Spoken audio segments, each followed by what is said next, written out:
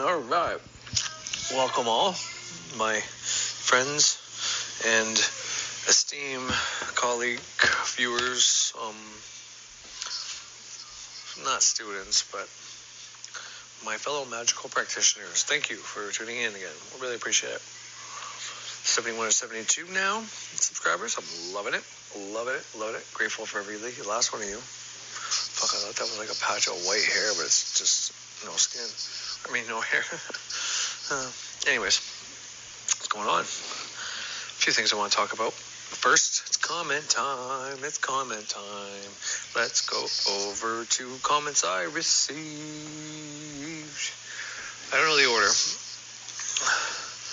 but one was, I missed, I can't remember. I'm going to have to go and record the audio of me reading it, and I'll show you hopefully I can show you the comment as I'm reading it to you so there's still visual, but I'll see if I can do that right now. Alright, so hopefully I got this both at the same time here. Let's see if I can get both these up on the same comment. No, I can't. Okay, 15 hours ago was this one. This one was also 15 hours ago. I'll have to check YouTube, I guess, for it. But, so, 3 idiots. Ceremonial witchcraft. Can I share my testimony of leaving Christianity? Okay, that was one of the comments. And then there's this one, but this one is before. I didn't hear yours. Archons, deities, and how we are all not gods or goddesses, but we make up the one source of all. And so I got this. I didn't hear yours. This one is before the other one in my mail, as you can see. So, but for me, it feels like that's a reply. New reply on a comment left you. Anyways, I don't know. But in my assumption, it is, can I share my testimony of Christianity? And then this, I didn't hear yours, would be referring to me leaving Christianity, I guess. So let's get out of this now, and we will go to the studio where I can potentially see it. Can I share my testimony 15 hours ago? That's not going to show me fuck all, is it? Okay. How do I get to that? I guess I'm in the wrong fucking shit. I can go to video. Sorry, everybody. I'm not trying to be a whatever, but alright, let's see where it is. Right here. So this video is probably, I know it says 22 views, but that's probably one of my best ones so far. Okay, so here, view more. So at this, you can see at the top here, where I'm shaking a little bit. 3 idiots, ceremonial witchcraft. Can I share my testimony of leaving Christianity? I wrote view 2 replies. Okay, so, and my reply to him is absolutely. You can send me audio or video or type it however you want to. And I can share it, play your video or audio, or just read what you wrote and share it. And it's pretty self-explanatory. So, and that goes for anybody. Anybody wants to share with me, whether it's their story of leaving whatever organized religion they were part of, or any story at all, by all means. If you have something cool you want to share with the rest of the group, the class, let me know. Now, after that, I wrote a little small essay here. As for me, in Canada, where I am, Christianity isn't strong or persecuting anyone. I mean, there's a church on every corner, and of different denominations, but with so many different cultures and nationalities.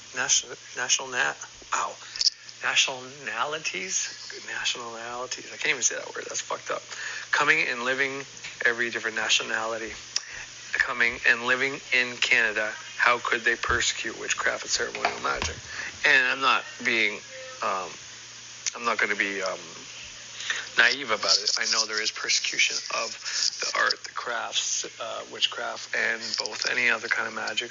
So I'm not saying that in a naive way, but with so many different cultures here and us having so much religious freedom, which if you work a job and you say, I can't work today, and they say, why not? Oh, because of my religious beliefs, then they normally have to honor that. That's how it is around here anyways. But anyways, my 4 kids are going to a Catholic school, not because it's my choice, but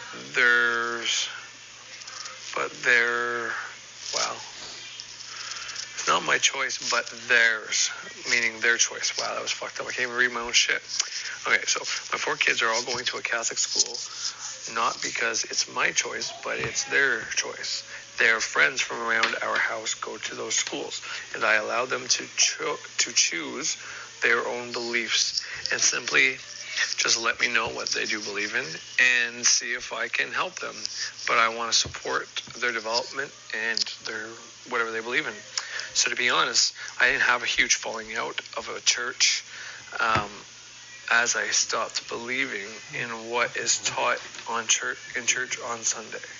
So what I'm just saying there is I basically don't, it's not that I had this big falling out or was part of a church and they kicked me out or whatever. It was just, I don't necessarily think what's being taught on Sundays is what the message may have been behind it in previous lifetimes. Instead, I use many old books, both religious and myth, including the Old Testament, sometimes the Gospels, in my practice. And I have an altar set up in my temple room that is devoted to my spirituality and the elements, elementals, and planetary energies that are present within us at all times. And with these energies, we can manipulate and manifest within our reality. All right, I'm back. So that was the comment, and I mean it. Anybody, and especially to 3 idiots. I wonder if that means like Thunder Wizard likes to talk about the 3 selves. Whatever. I don't even want to get into it. But I'm going to get into it. I'm going to be talking about some shit, and I'm going to be talking about him. So if you like when I do that, stay tuned. If you don't like when I do that, well, turn it off now. But I know he gets into some things, and I was told and asked to not share any of comment or anything else of somebody specific. Told me about him saying something again about why he doesn't get involved with Western magic, and then why something about the intellect, and then talking about New Age being too intellectual and all this. So I turned on his 3 newest videos for 5 minutes each to see if I can see what the person was talking about. And I recorded 3 little moments, clips of just some stuff. And I might play that in a little bit, but I have a far greater message to give out today. And I have to use Jordan Peterson for this greater message. And it's the message of nihilism, people becoming nihilistic.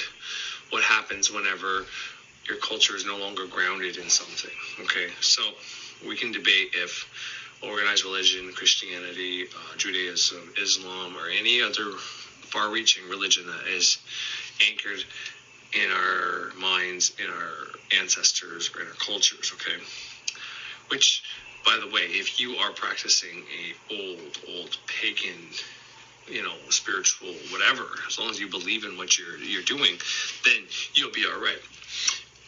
Where the problem lies, and where people get nihilistic, is whenever they have strong, let's say, Christian beliefs, and then they come to find out that, through maybe they're doing something scientific, maybe they're going to university to be a doctor, or they are studying, however, I don't know what study it would be, but whatever it is that tells you how old the earth is. And then this starts clashing with what religion has taught you at the beginning of time and how God created the earth and all this. And then you start seeing proof of other things.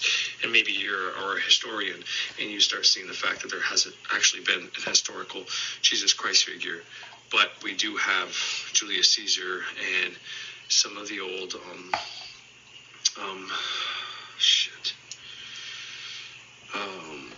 not Sumerian, but we do with Sumerian and Mesopotamian. We have some of their documents that are way older than what Jesus would have been. So we have all these historic writings, and the Romans kept a lot of detail on a lot of things, and the Romans are using the Roman Catholic religion. So you think in their old history they would have marked down, or at least cooked the books and, wrote down that Jesus was a historical figure, but they haven't. So someone going to school with a strong religious programming sees this kind of proof, and then it fucks up their programming. And then they can potentially jump to another religion, let's say, and try to find salvation there. But something happens when you lose your programming of your religion. When you realize the thing that you believed in since you were a kid is no longer true, then you can't just jump to another religion, because you know in your head now that there's a good chance if you looked that one wouldn't be true as well.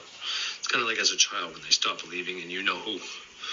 Well, they look at their parents and say, okay, well, that must mean the Easter Bunny's not true, and there's no Tooth Fairy, and there's none of these. I'm whispering because my kids aren't far. But do you see, this is what happens, right? The mind looks for all the other programs that they have based on something similar, meaning the fat guy in a big red suit. If he's not real, then that bunny that brings me chocolates and the person that comes grabs my tooth for money is probably not real either. Same thing happens when you lose your programming for Christianity. And this can start nihilism. And what Peterson talks about is when this happened in history, this is when the Nazi Party came to power. This is when the Soviet Union had concentration camps and killed lots of people, trying to make all of it communist. Under Mao's in China, same thing fucking happened. And this was the result of that. People stopped believing in God. I think it was Nietzsche proclaimed, God is dead. But what Carl Jung discovered and was trying to answer that question, he was trying to answer the question, what do we do when God dies? Because the result of that is nihilism. People don't have something to believe in. People, and the answer he came to was, we have to realize that we have to replace what we lost. But we can't make a new God, although you could. But you have to realize that we are a type of God. And I have Jordan Peterson on record actually even saying this. I even saying this much. And that's where we come in, the spiritual people trying to achieve spiritual knowledge. So let me show you the Jordan Peterson thing first. All right, just before I start playing Peterson, I want to let everybody know it's about a 25-minute clip so far, but about every 2 minutes or so I come in and chime in for about 2 to 5, sometimes 8 minutes long on a theory he just brought in, and it's mostly going to be circling the idea of belief systems, God, Carl Jung, sometimes a shadow side, sometimes how to become your own God and stuff like that. So just want to let people know that. So if they're not into that kind of thing when I do it, well, there you go, you got your warning. But that's how it's going to play out. I'm not going to play the whole 25 minutes of Peterson, and then I'm going to talk for another 25 or 40 minutes after that. It's going to be a little bit in between, and then with a conclusion for me at the end. Rather, it is in one particular interpretation, the Christian moral one, that nihilism is rooted. The end of Christianity, at the hands of its own morality, which cannot be replaced, which turns against the Christian God. The sense of truthfulness, highly developed by Christianity, is nauseated by the falseness and mendaciousness of all Christian interpretations of the world and of history. It's a rebound from God is the truth to the fanatical faith, all is false, an act of Buddhism. So it's a strange interpretation, because Nietzsche, although he was violently anti-Christian in his self-presentation to the public, was more like in my opinion, was more like a beneficial critic of the Western Christian tradition. And because the first thing he realized was that the domination of the West essentially by the Catholic Church for something like 1900 years was necessary in order for the European mind to become trained and focused. So his point was that unless you learn to place an interpretive scheme on the world and interpret that world in a coherent manner through that scheme, you don't have a trained mind. And for Nietzsche, in some sense, it didn't really matter what the interpretive scheme was. It was just that at some point you had to discipline yourself. This would be something like a post-adolescent process. You had to discipline yourself by developing an adherence to some sort of coherent, deep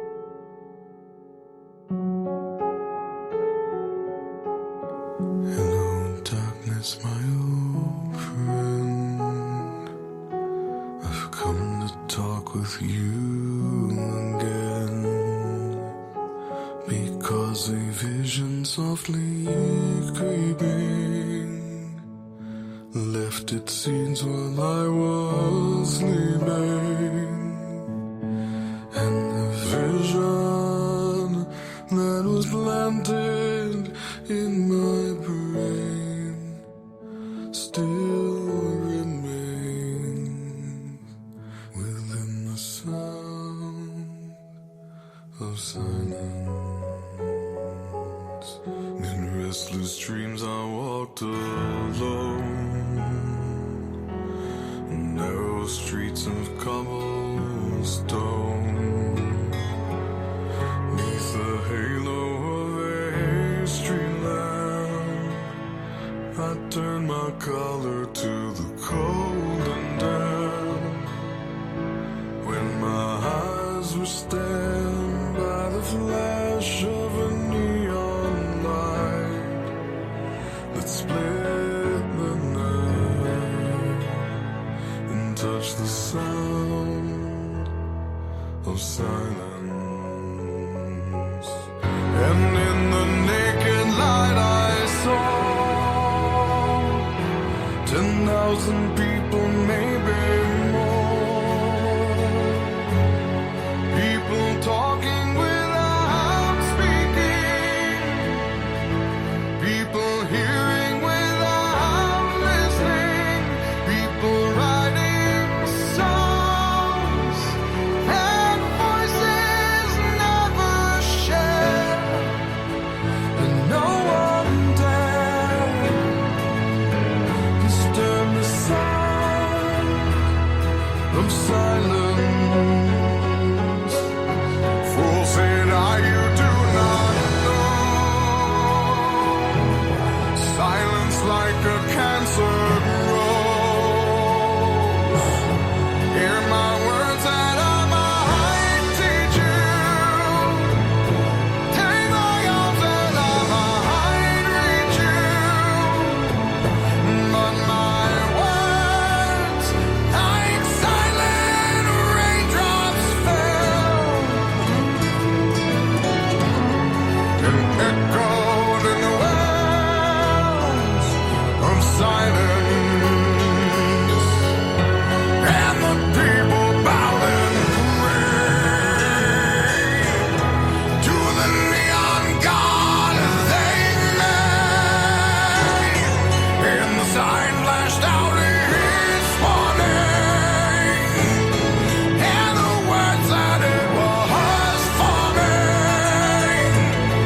and the sign said the words of the prophets are written on the subway walls and tenement halls, and whispered in the sound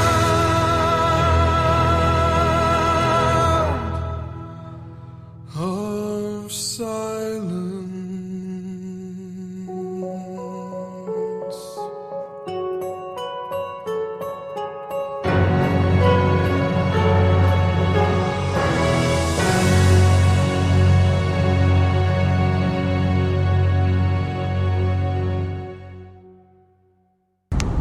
Probably by far one of my favorite songs right now. It's an older one by Disturbed.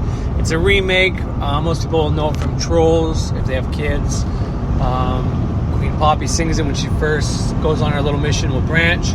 But Simon and Garfunkel, I believe, did it in the 70s.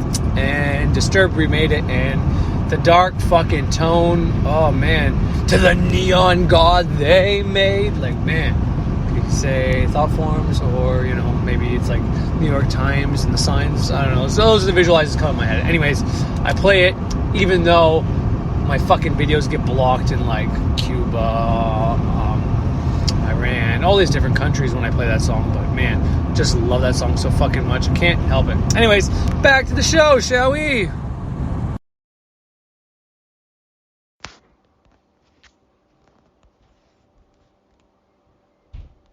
View. All right, so this first part, what he just said was, interpret it was when you come to the realization that you need, whenever you realize that, Christianity, God has died and all that, science has proven that Christianity cannot be a factual book and all that. This is what happened and this is what brought things down.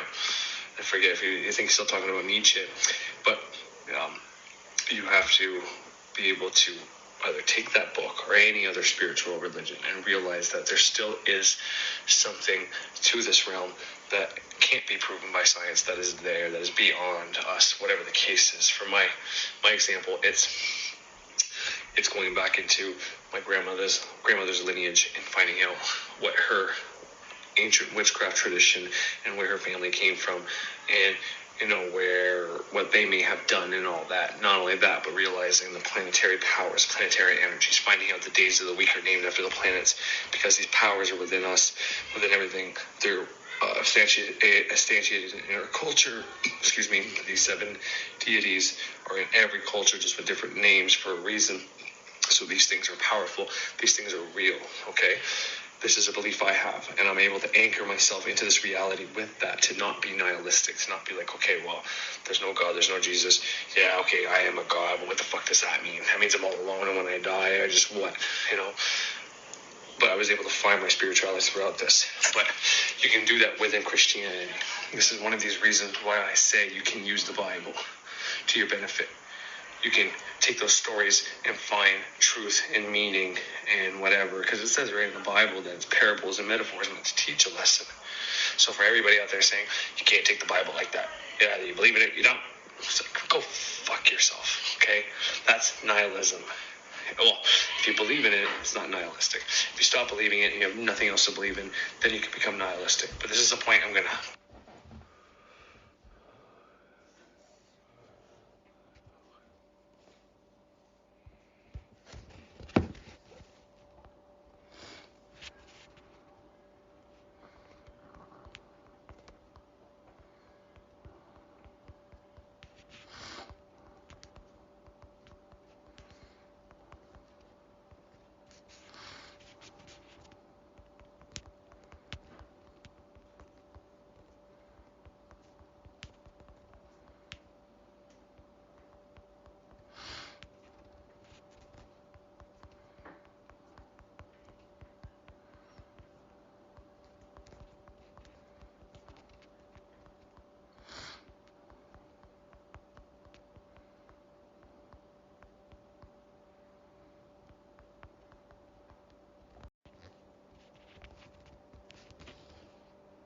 that. And this is one of these reasons why I say you can use the Bible to your benefit. You can take those stories and find truth and meaning and whatever, because it says right in the Bible that it's parables and metaphors meant to teach a lesson. So for everybody out there saying, you can't take the Bible like that, either you believe in it, you don't, it's like, go fuck yourself, okay? That's nihilism. Well, if you believe in it, it's not nihilistic. If you stop believing it and you have nothing else to believe in, then you can become nihilistic. But this is a point I'm going to bring up later. But I just wanted to say something fast about it right there. That this is one of the main reasons I say that you can use the Bible in whatever tradition you're doing. It could be a spiritual, it could be witchcraft, it could be New Age, it doesn't matter. Find some meaning in that book and use it to your benefit. It doesn't matter the names, it doesn't matter if you're a Christian or not. However you want to use it to your benefit. And the consequence of that, at least in principle, could be that you could come to be the sort of person that would be respectful of the truth, and also someone who regarded truth as a moral virtue, as a higher order moral virtue. But then Nietzsche's point was that Christianity developed that sense in Europe to such a degree that the spirit of truth-seeking went after the axioms of Christianity and demolished them. That was his view of what happened during the Enlightenment as a consequence of the interaction between science and religion. So Nietzsche's view was that the modern mind, we'll say, because we're speaking 150 years later, the modern mind had been trained rigorously to interpret things through a coherent structure. And then once that training had occurred, then it could use any number of coherent structures. And then it could also use its ability to form a relationship with the truth, to criticize the very thing that gave rise to that mind.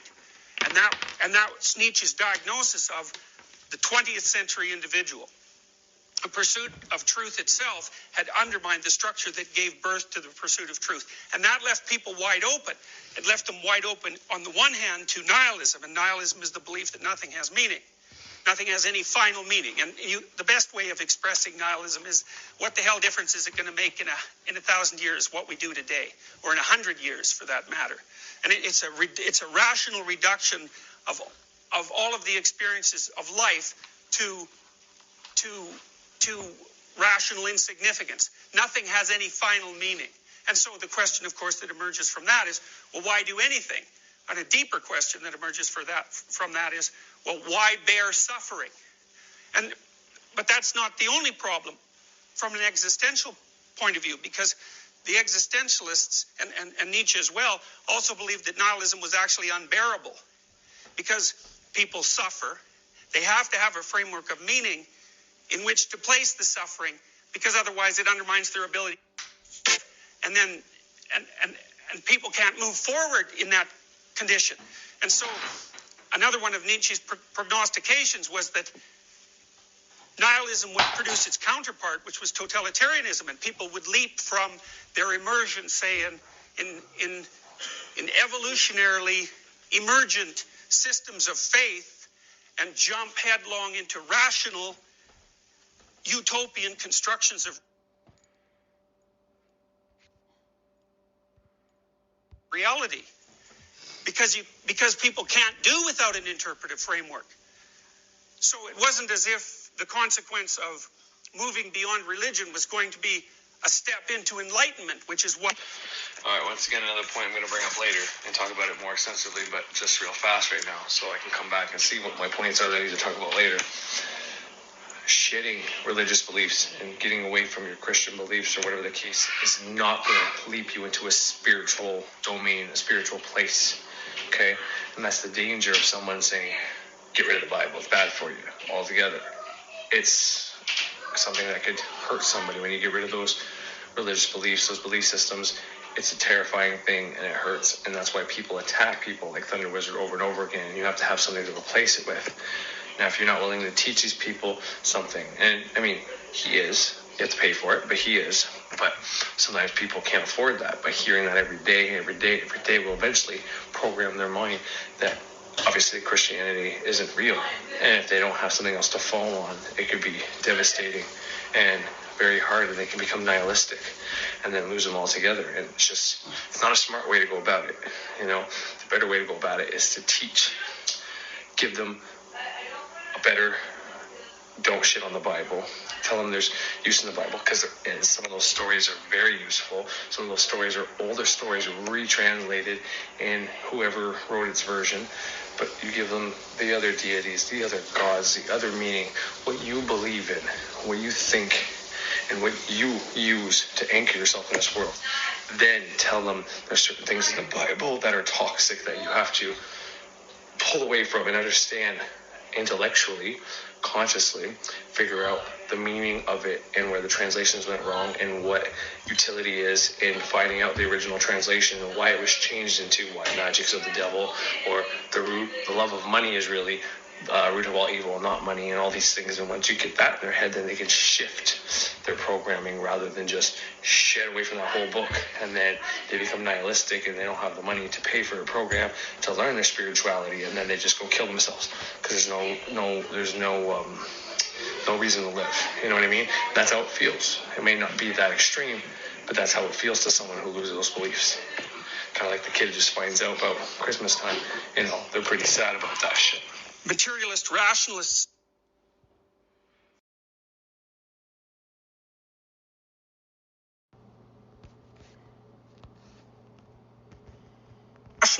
always presume if you could just shed the superstitious claptrap that's associated with your religious heritage, you'd instantly be enlightened. But Nietzsche's point was that is not what's likely to happen. What's likely to happen is two things. People will either give up on life completely and become cynical, prematurely cynical, which is certainly a disease of young people. And maybe it's always been a disease of young people, but it's certainly been a disease of young people since, say, the end of World War II. So they become nihilistic and not believe that anything has any meaning, and that undermines their ability to strive, or they'd fall prey to some sort of rigid ideology. And Nietzsche also understood that if people fell prey to a rigid ideology or several rigid ideologies, that the only plausible outcome of that would be like exceptionally intense warfare. And of course, that's exactly what happened in the 20th century. Now, Nietzsche also says this can't be reversed. Skepticism regarding morality is what is decisive. The end of the moral interpretation of the world, which no longer has any sanction after it has tried to escape into some beyond, leads to nihilism. All lacks meaning. And then he says, the untenability of one interpretation of the world, upon which a tremendous amount of energy has been lavished, awakens the suspicion that all interpretations of the world are false. So it's a brilliant observation, because his point is, I've seen this in fundamentalist Christians, for example, who I've taught in the past, because I have a very biological view of things. And these people, I met more of them when I was in the United States. They were more intelligent than they were wise, meaning the constraints within which their intellect was forced to operate, which would be the Christian fundamentalist constraints, were not sophisticated enough to encapsulate their intellect. They were too smart for their own theories. So they come to university and be exposed to ideas that were outside the scope, say, of Christian fundamentalism, would just blow their fundamentalist presuppositions into bits. And so then, of course, they fall into nothing. All right, so there's my point right there. These people went to school, and they were smart people, but they had their Christian beliefs above all, even though they were very intelligent, but they weren't wise. And whenever they got the proof that their Christian their Christian beliefs were constructed upon, collapsed whenever they found the objective proof. And they were, they're more older now, because you get programmed as a child. And as a child, when you still believe in things like Santa Claus, it's a lot easier to believe in Jesus Christ and the Bible and all that. But then you get to an age where you don't believe in those anymore, but you still believe in God. Then you get the proof that the Bible is factual. Is infactual. It's not facts. And then it blows you out of the fucking water. And then you fall into nothingness. And that's the danger of coming out here and just telling everybody that Christianity is wrong, it's fake and all that. It's something that needs to be done. People need to understand that the Bible is an old book. It's important in our culture, and we still have it. It's still around for a reason. But it's not the truth. It's not fact. It's not a history book. But it still can be a deeply meaningful fucking book. And we have to treat people's minds with more care, than just trying to break it apart and be like, oh, it's for their own good. It's like, well, yeah, and if you want them to have to go to therapy for years and years and years, when there's a simpler and an easier way to do it without having to break them down and tell them that, well, you're just saying this because your mommy didn't love you. It's like, my mommy loved me just fine, bro. But you're trying to break apart my belief systems that were created when I was a child. And you're just trying to tear them apart in one swoosh. And then you're going to tell me it's because my parents didn't love me? Like, that makes a lot of sense there, T-Wiz. Come on. Are you a psychologist? No. Peterson is. So I'll take his word for it over yours.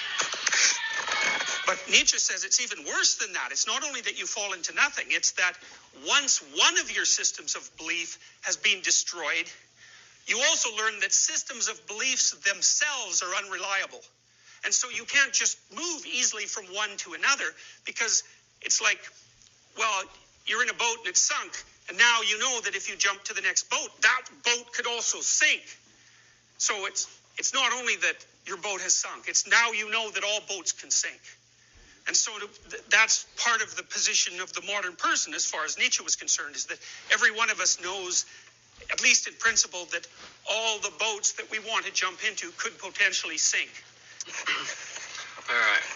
I love this, because as everybody knows, Jordan Peterson has done a whole series on the Bible, breaking down the Bible and telling people, trying to get people to realize why these stories are important in our culture, and trying to teach why, they're not necessarily truths or history bound or factual, but there are deeper meanings in this, and they're important to the psychology of every human being on the planet, at least in the Western world.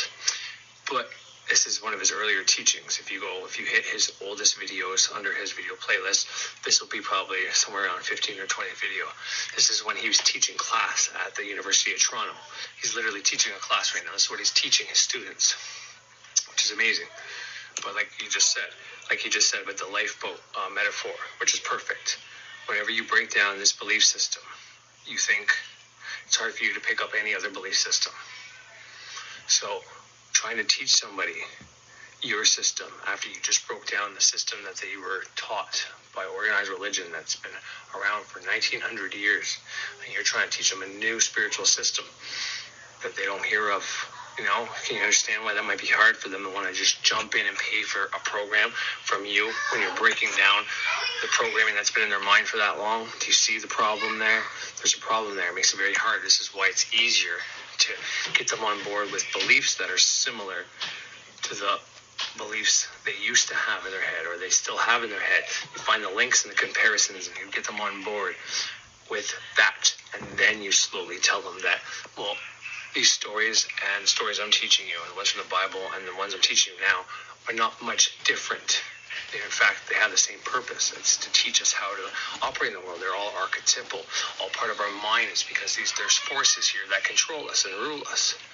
The same ones that are in the Bible stories are the same ones that are within the Egyptian and the Greek myths and the Roman myths and the Norse myths and all this. These are all important stories. The problem lies is when we start teaching them as fact, and they program people to believe that it's fact.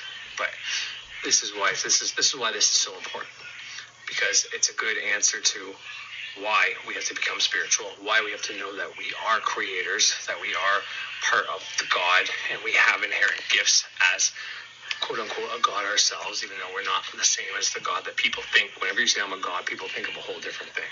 And that's not what we're trying to teach you. At least that's not what I'm trying to teach you. But I do want people to understand how powerful they are. But if they become nihilistic because they drop the Christianity too fast, or any organized religion that they've been programmed by too fast, it could be more detrimental than good for their psyche, for everything. And I see it happening, and I see these teachers trying to teach, potentially trying to do good, but they're violating these people's minds to such a degree that it's going to be hard for these people to want to learn from them, or even pick up or jump into a new boat because their first boat already sank.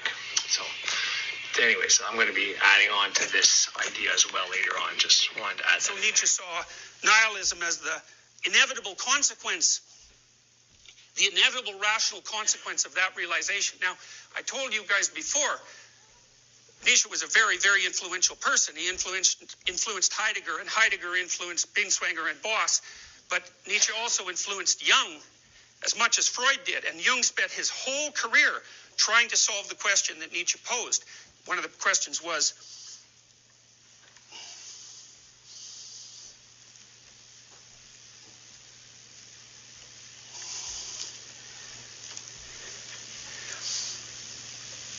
because we must experience nihilism before we can find out what value these values really had. So, the collapse of a belief system makes all the values within it no longer tenable. That's the meaning of Nietzsche's statement that God is dead. He said if you take the central axiom out of a system of belief, you can't hold on to all the things that were derived from that axiom. So here an example is this. So for example, in modern Western law, there's a presupposition, and the presupposition is that in some weird sense, everyone is equal before the law. And that's predicated on the idea that not even applies to someone who's a murderer. If you're a murderer and it's known, you have to be treated with respect. You have to be treated with respect by the legal system. And that's a very, very strange, it's a miracle that something like that ever emerged, because it's so unlikely. So then you might ask, well, what is the idea that everyone has worth before the law grounded in? Where does that idea come from? It comes from the idea of natural rights, that we have natural rights. And then you might ask, well, where do the idea of natural rights come from? Well, and then you're starting to move beyond the realm of rational philosophy, because natural rights, the idea of natural rights, has been an idea that's been emerging for thousands and thousands of years. It's grounded in Christianity, at least it's grounded in Christianity to the degree that one of the things that distinguishes Christianity is the idea that there's a universal faith and that everyone, whether they're in that faith or not, has intrinsic value. And so natural rights are grounded in the idea of the intrinsic value of either extreme right or extreme left or an extreme ideology. So these people they lose their religious beliefs. Okay, so something they were born with, embedded in their mind, it's been taken from them. Everybody else is on the same page. If you still want to believe in Christianity, but you talk about it at work and people are like, no, I don't believe in that. Did you not hear what happened? They disprove that. Look like a fool, so you jump on the bandwagon, whatever the case is. And then all of a sudden, your government comes along with, this is what we're going to do. Communism, we're going to make everything fair. In the case of the Russia, in Russia, a lot of it was under Stalin or the one before Stalin. I can't remember his name, but a lot of the good farmers that had a little bit of money and they were doing well. Well, all the old farmers, really a satanic group, part of fucking these elites or Illuminatis and all this shit. There's a lot of people that see that and believe that right now to this day. So a lot of people that don't know much about that. And I'm not here to defend Christianity whatsoever. What I'm doing is defending or stating and proving the point that Peterson is saying. I'm trying to get that, and I think this is why Peterson did his whole Bible series. And it wasn't necessarily to make everybody a Christian, even though he is a practicing Christian, even though in this lecture you wouldn't be able to tell that. But, well, maybe not practicing, I don't know if he goes to church anymore, but he was a Christian, and he proclaimed it a few times, and he knows that a belief in a religious system, which is not necessarily, your faith isn't to the Catholic Church, but it's to your culture. Now, I rather my faith be in an older culture, a pagan, witchcraft, Norse, whatever you want to call it. One of the older ones that were closer to what our ancestors believed before Christianity came through and then, killed a fuckload of people and shit like that. But all that aside, the point he's getting at here is when you get rid of that, whenever people realize that, okay, we're not from this divine source, when they killed God, and this is in the 19th century, so that's like the 20th century, which is the 1900s. So things aren't like they are today. But anyways, this happened then. People didn't know what to believe. They didn't think their soul had value. Science emerged and was able to disprove a lot of things that religion was saying were a fact. This is a science versus religion debate. Anyways, this comes through, and then all of a sudden, they come out with this ideology that's going to give them something to believe in, Fight for your country, fight for your country, do this for your country, whatever the case was. People jumped on the bandwagon because it was something to believe in again, because they were down. And, if you are nihilistic, sad, depressed, and, because everything could be going great in your life, but for some reason, if you lose your spiritual or religious beliefs, it's like, well, then what is the point? What is the point? So even though I've said in many of my podcasts and I've went against Christianity and I've said all the things I've said about it, I'm here today saying that it is important to have this underbelly, this old structure. It is important to have a belief system. You don't need to be a believer to do magic. You can be an atheist who doesn't believe in a God and all that shit. You could be the opposite polarity. It doesn't matter. But believing in some type of faith is definitely important. Now, I forget where I was going to go with that, though.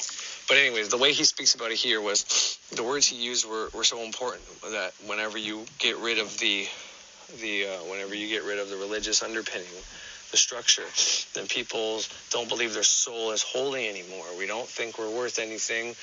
You know what I mean? There's not, like I said in a few videos ago, when you get rid of somebody, when somebody stops believing that there's a divine judge, creator, God, father up there, and we realize that we are the ones actually creating this fucking thing, that's a scary thought, because then they don't know if someone does bad, if they're going to get, all the people that fucked them over, they might not go to hell. Now, there's a whole bunch of shit that comes out of the psychology when that happens. Anyways, I'm going to let Peterson keep going, because he's going to get a little further down, and I'll remember the point I was about to talk about a little bit better. And you can see that if you look at what happened in the 20th century, because there were at least two major challenges to the civilizations that evolved, and they weren't only Christian or Jewish civilizations. The same thing happened in China. There was a replacement of these evolved moral systems that emerged over a tremendous amount of time that no one rationally created. once people started to criticize them and to destroy the axioms on which they were built and move them aside, then there was a gaping hole left. And the hole was filled, well, it was filled most particularly either by Nazism, which, spread like mad throughout Central Europe, or by communism, which still possesses China. So, even though China came from a historical culture that was substantially different from, say, that of Western Europe, once rationality emerged to the point where it could be used as a critical force, which happened in Europe, that spread like mad, and it undermined the societies of China, just like it undermined the societies of the West.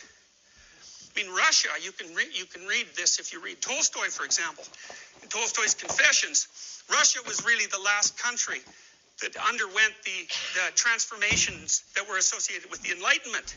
So when Tolstoy was a young person in the late 19th century, he said he could literally remember when the announcement spread through his school that God was dead. Now, the Western Europeans had been working on that idea for a couple of hundred years, with the dawn of scientific thinking.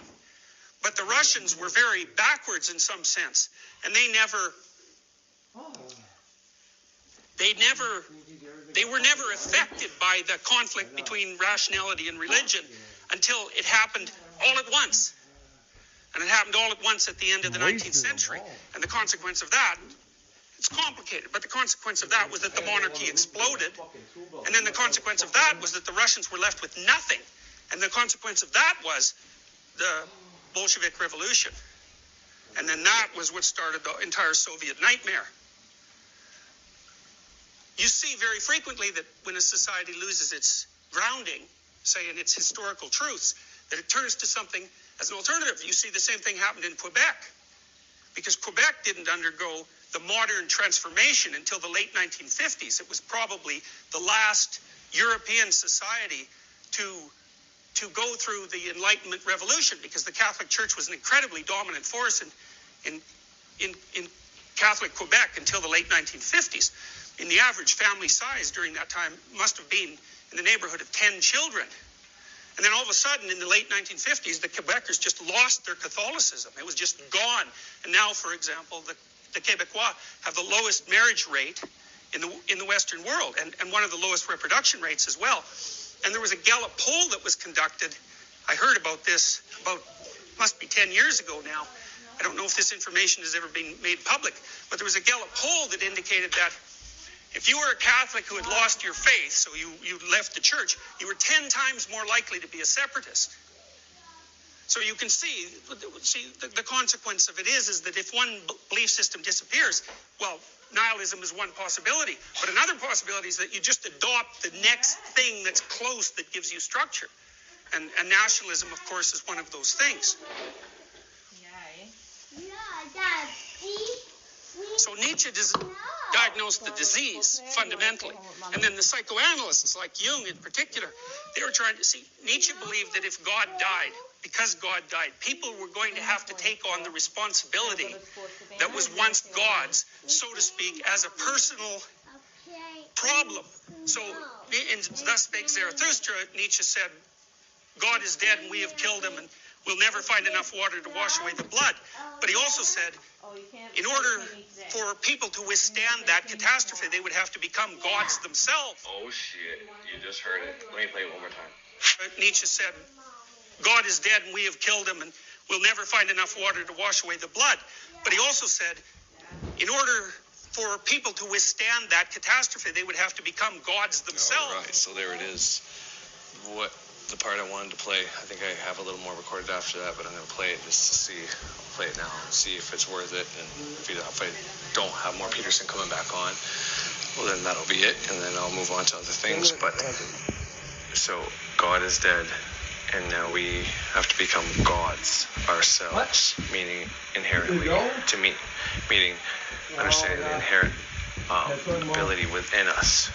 Now, everybody's different. Everybody's built up with a different makeup, I heard Thunder Wizard recently say something like about Western magic being too intellectual.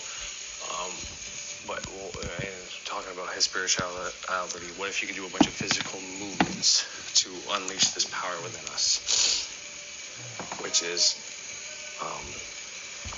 one way maybe to do spirituality.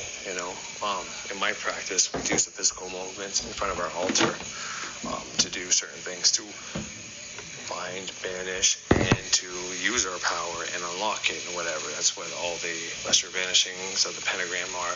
The middle pillar, we're moving our arms around, we're waving stuff on our altar, waving our hands around and burning stuff, We do a lot of movements, but all that aside, there's different ways people learn and do things. But at the crux of it all, we all have a psyche. We all have a psyche that's been programmed as a child. We all have to figure out, going forward, if what we have in our head is going to be beneficial to us, or if we have to change it to suit what our conscience is going towards.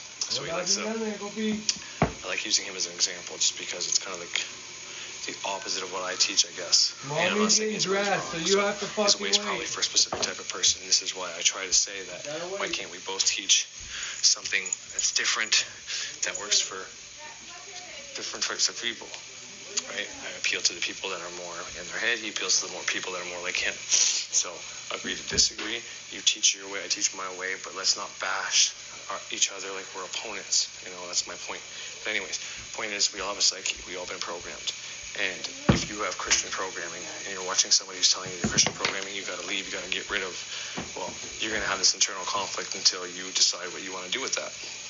If you decide that Christianity says that magic is of the devil, even though everybody is performing magic on a daily basis, everybody is manifesting their life, you are either blessing yourself or cursing yourself.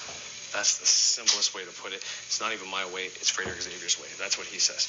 And taking on ceremonial magic, witchcraft, or any one of these spiritualities in different ways that I teach and other people that I promote teach, is simply taking control of that. So instead of your magic being performed for you by you cursing yourselves, you could turn that into blessing yourself.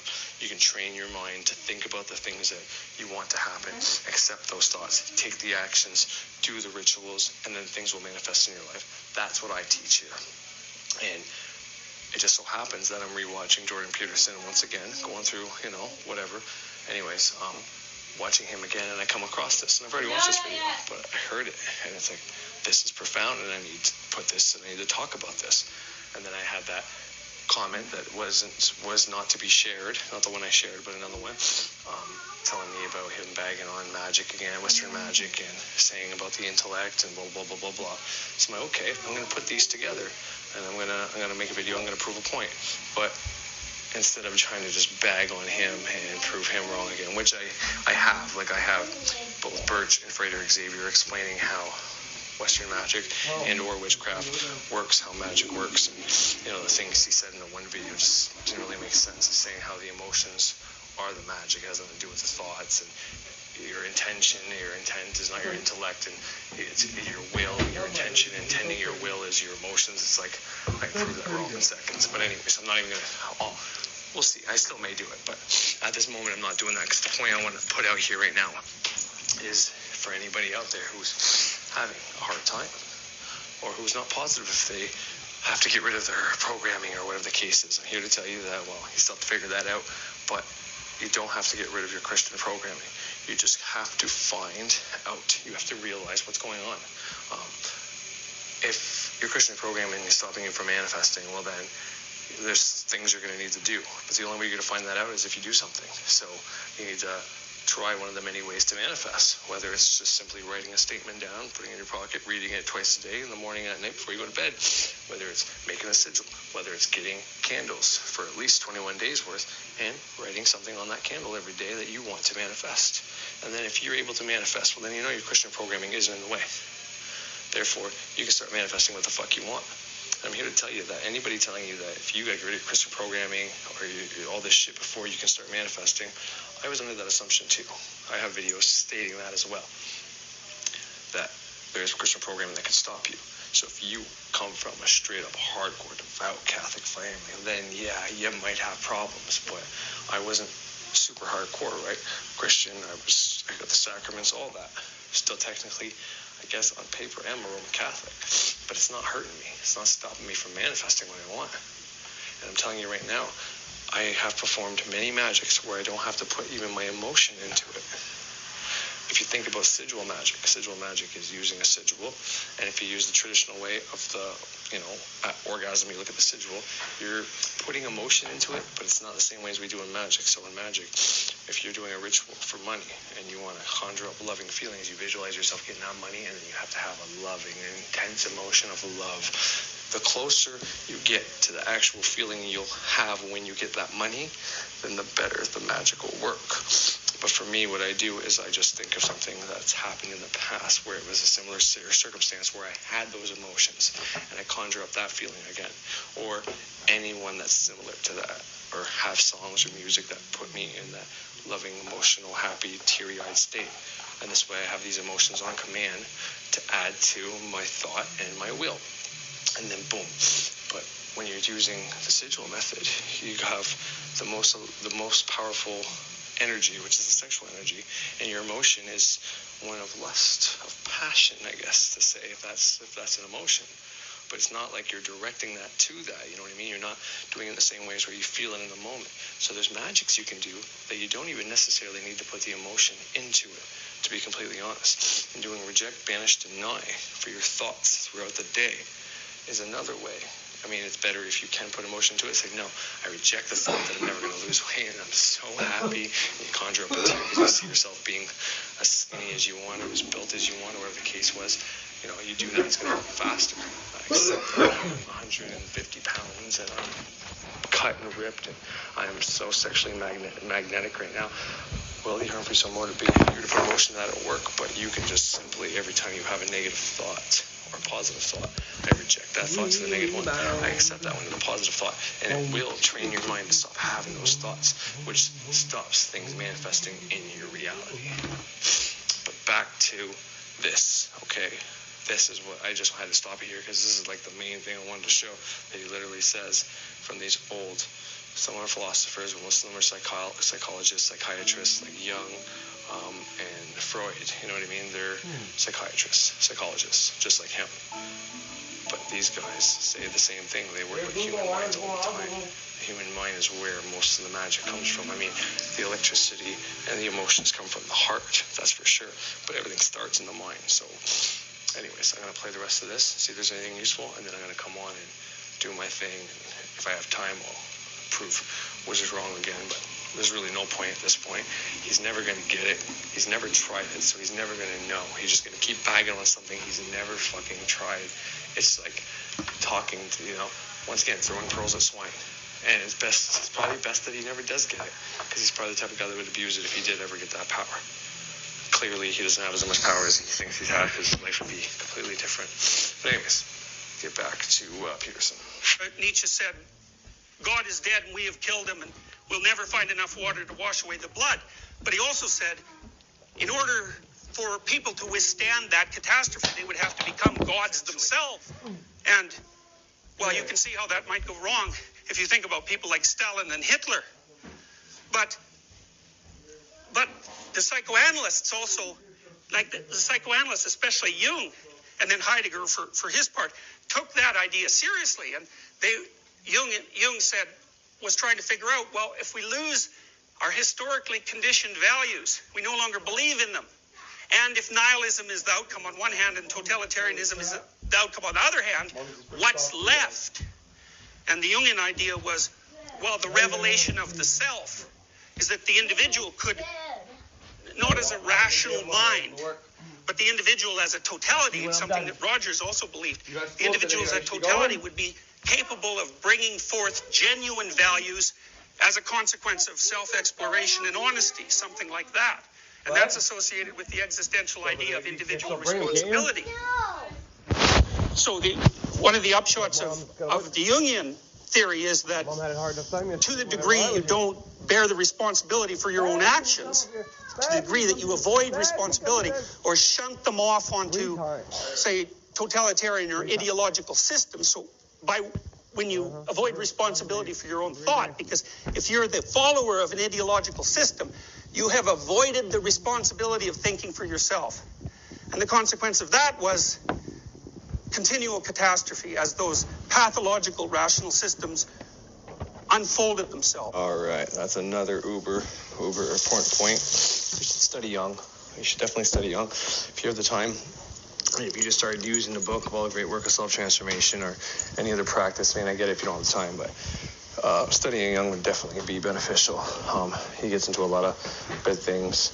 I've read quite a few of Jung's book. Hello, mate. Here, all my gloves. Thank you. You hear a lot about shadow work and New Age and your dark side and shadow side and all that shit. You really want to understand it, read some Jung. He was where, Peterson likes to use a phrase that Jung said in one of his books. I don't know if it was Ion or one of the other ones, but the shadow of the human being reaches all the way down to hell. And Jung knew hell was an actual place, but what he means and what he wanted people to understand by that was we have the capability within us to be an evil beast, the devil, the demons, whatever you want to call it. But we also have the capability to do the other side. But anyways, back to what Peterson just said. But what Jung just said. Responsibility. The problem of when we become possessed by either a belief system or religion or an ideology for your nationality, for your country, for whatever, is that you're letting other people choose for you. You're letting other people's minds control you. This is another reason why I stay as much in the middle as I possibly can. Like, there's some things I pick a side on. I'm not going to pretend like I don't.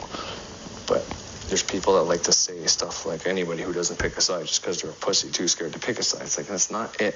I'd rather not have the whole right side or the whole left side or the whole Republican or the whole liberal, the Democratic Party, or all of Catholicism or all of Satanism or all of Wicca or all of the shamanisms. I don't want any group to choose what I am or am not allowed to think, because they have opinions and ideologies, and someone like anybody, it could be T-Wiz, who I like to talk about a lot, or anybody has opinions on how I should live my life based on how his life goes. Now, is his life the same as mine? No. I'm married with 4 kids. I'm 34 years old. He's not married. He doesn't have any kids. He's in a whole other country. He's a single man, and he's almost 60. So there's some grave differences there. So why should he dictate how I roll my life? I have my own personal responsibility. Now, if I'm possessed by an ideology and he sees that, or possessed by a belief system and he thinks he sees that, then that's different. Then he can point that out and tell me that's not going to serve me, and that makes damn sense. And I've seen him do that with people. I've seen him try to do that with me when I was talking about the one thing on his channel. I've seen that happen, and that's why I say not everything he says is horseshit or bullshit. It's only when he starts talking about something he doesn't actually practice or know about firsthand that it's like, why would you talk about something you don't know about? Talk about the things you know about. You know a lot, talk about those things. Don't talk about shit you don't know about, because then you're just guessing. But point is, personal responsibility. What happens if you are following an ideology? Everybody's mind, what everybody thinks, you have to, you know what I mean? You're a slave to the thoughts of that. And, I don't know, it would be Marxism or the communism. When Stalin was in power, there was people for and against that. The people against that were the first to get rounded up in the concentration camps. But once they were all gone, and it was like, yes, we were for the right side, we won. All our friends and family and everybody else who didn't believe in us, they're in those concentration camps. Well, then what happened? Well, those people got rounded up too. And you put that in perspective today with the Democrats versus the Republicans. Now, I'm not saying this is going to happen, or it's even close to that. But the point is, let's say all the Republicans got rounded up and put into jail for the things they said and done while Trump was in power, let's just say. And all the Democrats are sitting there like, yeah, they finally got theirs, good for them, blah, blah, blah, blah, blah. But then all of a sudden, the Democrats got rounded up. I don't know what the reason would be. And like I said, this is just a metaphor and example. I'm not saying either one of those are going to happen. I'm not even picking one of those sides. The point is, this is what happened in Russia under the Soviet Union whenever they were doing communism. That it would be the today's version of that. So you'd be watching all the Republicans that you're against saying, finally, they said a lot of hate, whatever. I was on the right team. And then all of a sudden you get rounded up too, because they wanted everybody in concentration camps at that point. Now, I'm not saying that's what's happening in the U.S. government. I'm just trying to use an example. That happened. Slightly after the Second World War, whenever we were going through the Cold War. This is what was happening. This is what the Gulag Archipelago book by Alexander Solzhenitsyn. That's His book is The Confession of Being an Officer in a Concentration Camp at the Gulag, which was the name of the concentration camp. This is what happened. The people that were for communists also got rounded up. So there was two initial parties. They were divided right in half, just like the United States is right now. And then both parties got put in these concentration camps. And a lot of people died. And this is why having an ideology, and now I'm not saying being in the middle, me not picking one of those sides would save me. Obviously, they wanted to round everybody up, so everybody be rounded up. So I'm not saying it's going to save me. But at the same sense, it's not like picking a fucking choice, picking a side can save you either. I'm here in Canada where I don't have to worry about that shit. Thank God for that. I was thankful for that. Point is, this is one of the reasons I stay in the middle, because I don't want groupthink. I don't want to be possessed by those ideologies. I don't want to turn on the TV to see what everybody's thinking, what just happened, ooh, what am I for and against, who can I look to fight. It's like, that's not my life. My life is my personal responsibility. I'm responsible for my children's lives because they're minors, and I'm not responsible for my wife's life, but I'm responsible for half of my responsibilities that we both share. Part of that is doing the system that I do to make sure that on top of the money I take in with my job, I have extra money to always provide, and I can still do my transformation at the same time. And according to Jung, this is what happens. This is what people need to understand. So if you are going to get rid of your ideology and get rid of your belief system, well, one of the things you cannot get rid of is personal responsibility. Because one of the things that come along with something like Catholicism, like Christianity, like the Judeo-Christian views, is the Ten Commandments. The reason to not go around and do crimes. Now, say what you want about those, but people that believe in those things, it stops them out of fear from going to heaven or hell, but it still stops them from doing some damaging things to themselves and others. And if you're nihilistic, then there's no reason to not do those things. If you stop believing in God and Christianity because it's a bullshit, but you haven't found a religion yet that seems true to you or whatever, well, then there's personal responsibility kind of goes out the window. You can do whatever the fuck you want. There's no hell, there's no heaven, there's no afterlife, there's no penance, you probably don't believe in karma or cause and effect or any of that shit. That's why this is an important process to do properly with somebody. And the reason why I don't go out there and tell people is just shoot away the Bible or believe in it completely. You gotta pick one or the other. It's like, no. You can believe in the Bible stories as a way to teach you how to live and learn from past. These aren't necessarily factual stories, but they do explain what happens, They use the Godhead and God in those books to say what happens if you're not doing good. God's going to come down and start a fucking flood and start over. But that flood is not actually going to come from God. It's going to be your life falling fucking apart. If you're not doing things right, if you're not taking care of your family members, if you decide to say, fuck it, we'll just do whatever the fuck we want. There's no repercussions. We get all nihilistic or get all, whatever the case is. Well, things are going to happen. And you're not going to know why they're happening, so you're going to blame it on, okay, there must be a God because he fucking hates me and he's doing all this shit to me because, I thought there was no God and I was all nihilistic. It's like, well, no, we are creating this as we go, and we have these certain natural laws within us that if we violate these natural laws, there's consequences to that, and that's what people should be teaching.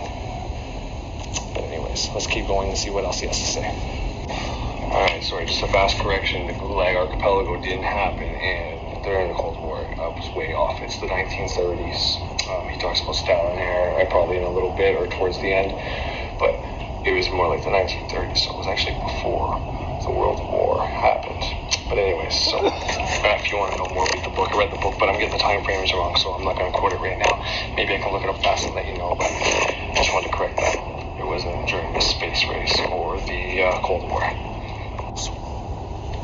Solzhenitsyn wrote the Gulag Archipelago published it in the early 1970s, and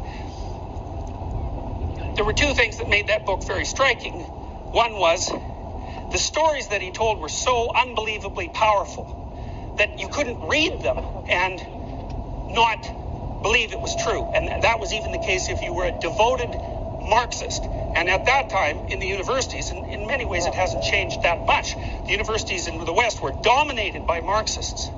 And to some degree, that was ethically inexcusable, because people had known since the 1950s, especially since George Orwell wrote, people had known since the 1950s that the Stalinist state was murderous beyond belief. So Stalin, for example, killed 6 million Ukrainians in the 1930s. He starved them to death. He took, because all of the farmers had been collectivized at that point. And what that meant was all the good farmers had been killed, and all the resentful farmers had been given the land, and then they collectivized the farms, and then Stalin took all the food to feed the cities, or to starve the Ukrainians, depending on how you look at it. And the edicts were so harsh that if you were Ukrainian and you had a family and they were starving, and you went into a field after it had been harvested and you picked out individual grains from the dirt to gather in a bowl to feed your family, if you got caught, then they would shoot you.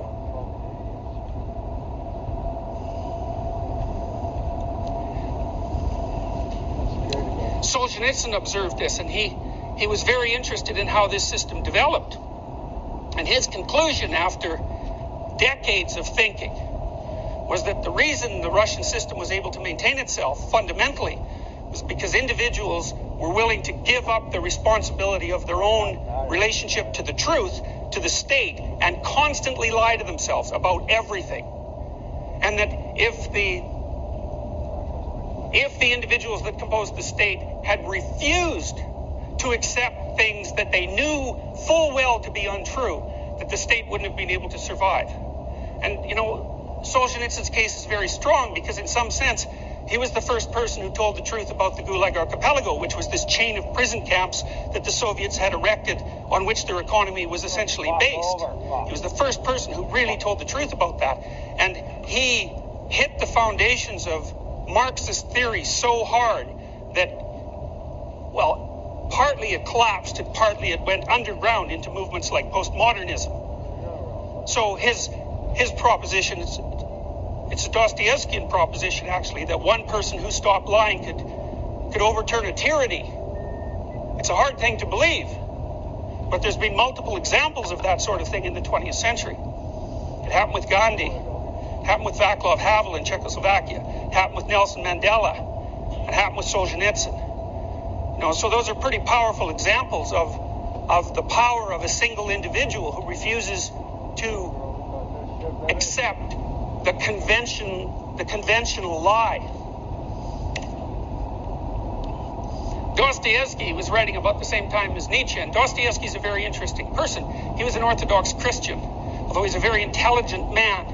And I like what he said there. Not just everything about Solzhenitsyn and the Gulag and all that, but how one person who decides not to lie, who tells the truth, can change the world, and he gives all those powerful examples, which is absolutely true. So if you're out there trying to push conspiracies that you don't know are true or not, you might want to think about stop doing that. If you're out there, promoting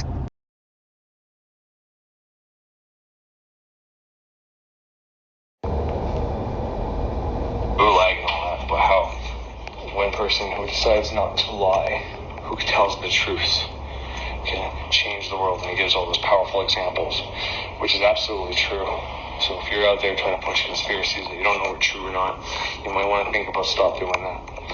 If you're out there, promoting something that, is or isn't true, or you're just trying to get hits or whatever the case is, you might want to stop. You might want to think about, telling the truth, because the world is a better place. Sometimes I'd rather a fucking harsh truth than a fucking, a nice pretty lie. I think most people rather that and appreciate that. I was called a breath of fresh air by somebody not that long ago because of my style, the way I present things, and maybe sometimes I'm a little rough around the edges, or I let my emotions get the best of me when I'm talking, which isn't always a good thing, but I do try to always tell the truth and never lie about whether it's manifestations or what I've done, and if I have exaggerated, I try to recant it and tell you and go back, because it's a way better society if everybody takes on that responsibility of telling the truth. And quite frankly, we need more of that as part of our personal responsibility, to tell our truth. And, the thing he said about the society, if what Solzhenitsyn said, if everybody went along with the lie, and it wasn't, like I said, it wasn't clearly their fault. They all just lost their religious belief systems, realizing that there was no God above them, no salvation for when they're done. So maybe they weren't living great lives, and the only thing they were holding on to was the fact that they're going to heaven when they die, and that gets ripped away from them with nothing to substitute it with. And then all of a sudden comes along this idea, and then they follow that through, and then that just kicks them in the dick too, and they're in the fucking box, or, ends up being shitty, but they rather go along with that because it's easier, and it's something to hold on to, something to believe in. So people are more likely to believe in anything you tell them if they lose their belief in God. I think we see a lot of that present today. A lot of people believe in a lot of crazy ideas just because, in the truth communities and the conspiracies and all that, there's a lot of stuff that are denouncing, and I'm not here to say Christianity is real or not real. I think the stories are real, like a metaphysical real. I think that's why I took the time to make videos about how they come from an older tradition, to try to make it okay for people to be okay watching, listening to, whether it's Peterson or their own version of somebody who's decoding the Bible in a metaphysical, spiritual way, because these stories are important to us. And if you have that belief, the subconscious belief in your head about the Bible, well, then your conscious mind can believe in it or not believe in it. As long as you're on the same page, you can still manifest things. But whenever your conscious mind is against your subconscious mind, they're going to buck each other every time, and you're not going to be able to do shit. So it's good to get on the same page. Anyways, I'm not going too much longer. I'm going to see what he finishes off here with saying, and we'll go from there. Dostoevsky is a very interesting person. He was an Orthodox Christian, although he's a very intelligent man. And Dostoevsky and Nietzsche are twins in some sense. So what Nietzsche wrote in philosophy, Dostoevsky wrote in literature. And one of Dostoevsky's primary statements was that if there's no God, everything is permitted.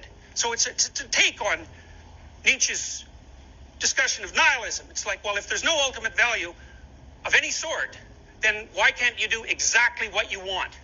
And that's a theme he explores to great purpose in Crime and Punishment.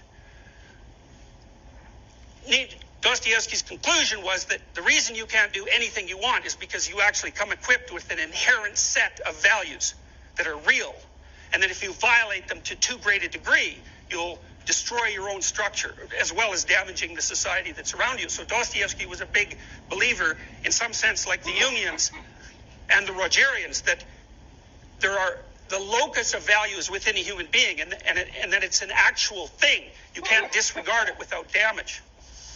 Dostoevsky was also a very powerful critic of reason, and the reason for that was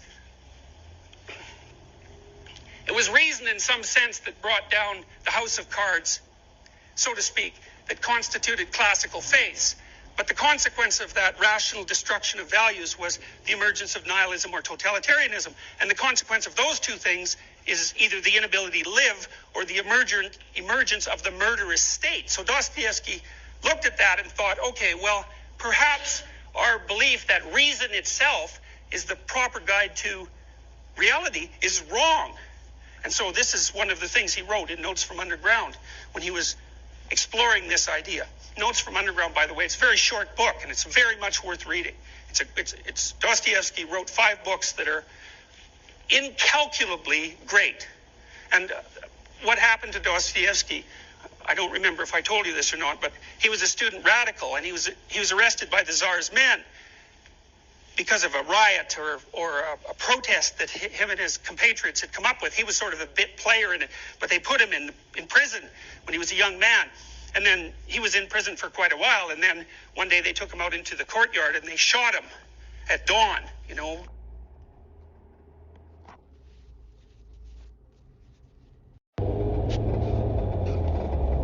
They had the soldiers line up and put him by a post and shot him, but they used blanks. But he didn't know that. And it scared him so bad he had epileptic seizure. And then he had epileptic seizures for the rest of his life. And the kind of epileptic seizures he had were associated with mystical experience. So Dostoevsky, before he got a seizure, would have this sense that he was experiencing the world in a more and more meaningful way until he was on the very dawn of sort of omniscient knowledge, and then he'd have a seizure. But it wasn't until he was shot with blanks and then put in this terrible prison for a long period of time and had epilepsy that he became a great novelist. It changed him in some way. His early writings they're not good. They're sterile and dry. And his later writings, the 5 great novels in particular, they're in a class of their own. So Dostoevsky, the first thing Dostoevsky tried to come to grips with was the fact he didn't believe that life itself was rational. All right, I don't know how much more I'm going to go. This last point about Dostoevsky, I just wanted to point out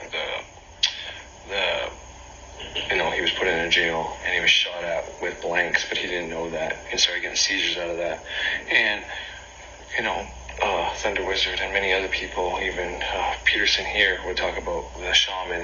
If you go to his earlier teachings in the same series that I'm watching now, but this one's called the Shamanic and Heroic Path.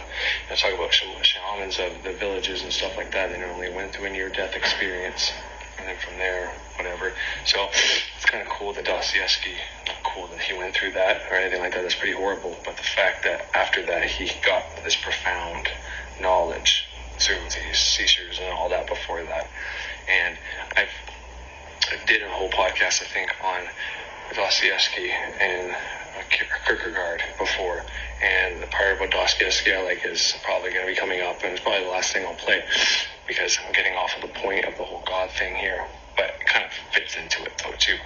That the part I played before was how he talks about give man cakes and let him busy himself with the continuum of the species, which means like give him all the cakes he wants, all the money he wants, and let him have all the bitches he wants, and he'd be bored.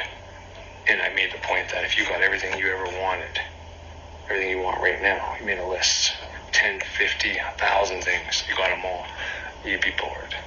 Because it's in the search of getting the things that you get the dopamine release and all that. Like I've already went through that, right? So it's in obtaining your goals where we find the happiness. But this also proves the point that, people, anyways, it's just something I wanted to point out real fast. But yeah, so I'll let that part play just so you can hear it, and then I'll probably go on to the conclusion of this video. I think I made quite a bit of points already that are pretty well thought out, but I may need to go back to my earlier ones just to, really dig deep and just prove that it's okay to have your belief systems already. You just need to examine them, okay? Because understanding consciously that, believing in God, that spirit, that guy in the sky, who's going to dish out the heaven and the hell for you and the punishment to everybody, it's not something you can really scientifically prove or consciously. You have a hard time believing in it now. So it's going to create this bullshit inside of you. But you don't need to do that. It doesn't have to be that complicated. And this is why I look at other mythologies that relate to these stories, and I can see the comparisons between Christianity and the Greek myth and the Jewish myth, and sometimes even the Gnostic stuff, and then the Norse stuff. And from there, I have a bigger, information library, to go back into and realize that all throughout history, men and women have made up these stories to explain what happens, and that's what they're used for, is to teach. So this way my conscious mind's on board, my subconscious mind, whatever it's got in there, it doesn't matter. As long as they're both linked up and on the same page, then you can use your power to your benefit. Because I'm telling you right now, it's happening whether you know it or not. You are manifesting your circumstances right now.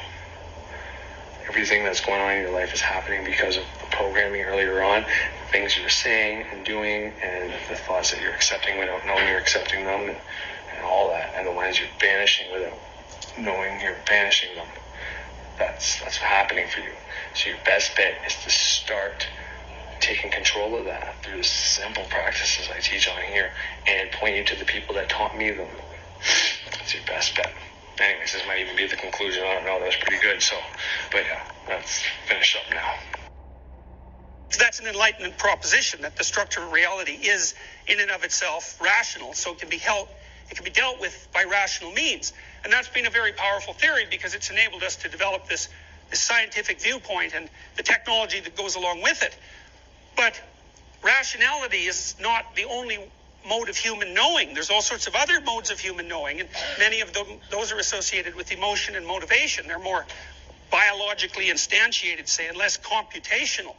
And rationality has a very difficult time even conceptualizing how those other modes of knowing might be real. And so what it tends to do is denigrate them as mere opponents to rationality. But the Dostoevskian perspective, and this is also something that Rogers followed up on, and Jung, was that life itself is so irrational, or experience itself is so irrational, given its suffering and its absurdity, that a merely rationally formulated representation of life is insufficient. It can't manage the job. And what rationality will therefore do is cut away everything from life, cut away everything from its definition of reality that it can't actually encapsulate. Dostoevsky said, "In short, one may say anything about the history of the world, anything that might enter the most disordered imagination. The only thing one can't say is that it's rational. The very word sticks in one's throat." And indeed, this is the odd thing that is continually happening. There are continually turning up in life moral and rational persons, sages and lovers of humanity, who make it their object to live all their lives as morally and rationally as possible, to be, so to speak, a light to their neighbors, simply in order to show them that it is possible to live morally and rationally in this world. And yet, we all know that these very people sooner or later have been false to themselves. So that's a precursor of Freudian ideas. Playing some queer trick, often a most unseemly one. Now I ask you, what can be expected of man, since he is a being endowed with such strange qualities?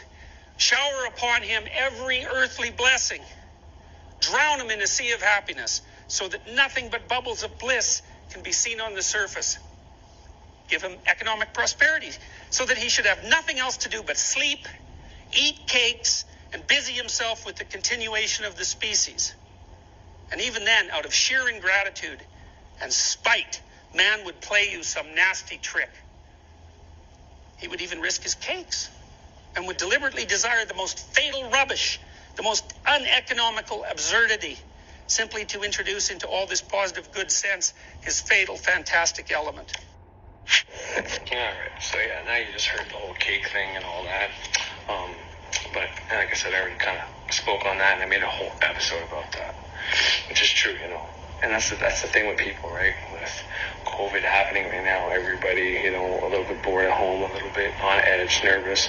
There's a lot of emotions flaring, a lot of time to think, a lot of time to worry. You know, people worried as it was whenever they're busy and working and everything was going the way it was. Now there's like extra worry out there, so making platforms that we don't even know we're making, and it's just a crazy world out there. And, you know, once again, you can give everybody what you want, and that's also been proven. Like, there's a lot of people in my town that were on the system, and they were taking the extra money from the government, and they have their check coming in, and this extra money, they were buying fucking TVs, video games, a bunch of drugs, and, you know, some of them had to go to rehab because they were overdoing it, and they got so depressed. Some of them died, some of them committed suicide, some of them overdosed, you know what I mean? Giving everybody what they want. It's not gonna solve anything. Just like giving the poor a bunch of money, it's not gonna solve anything. Now, I'd love to get rid of the poverty in the world and all that. And there's some people that are poor, and you know they deserve a chance and all that, and they'll probably do good with it. But there's a lot of people out there. The more they're gonna self-destruct. That's not what this was about. This video was about the fact that we as spiritual people, whether you are getting rid of your programming or you're deciding to keep that programming there but seeing it from a different light, you still have to take up your personal responsibility. You can't put it on this Godhead anymore. It's on you. You are the one responsible for your life. That's one of the main things you need to understand. The other one is, if you want to get rid of your belief systems, that's okay. Maybe you're being instructed to, and maybe you can do it safely. But you need something else to fall back on, an older tradition, something that explains the past, something that grounds you into this realm.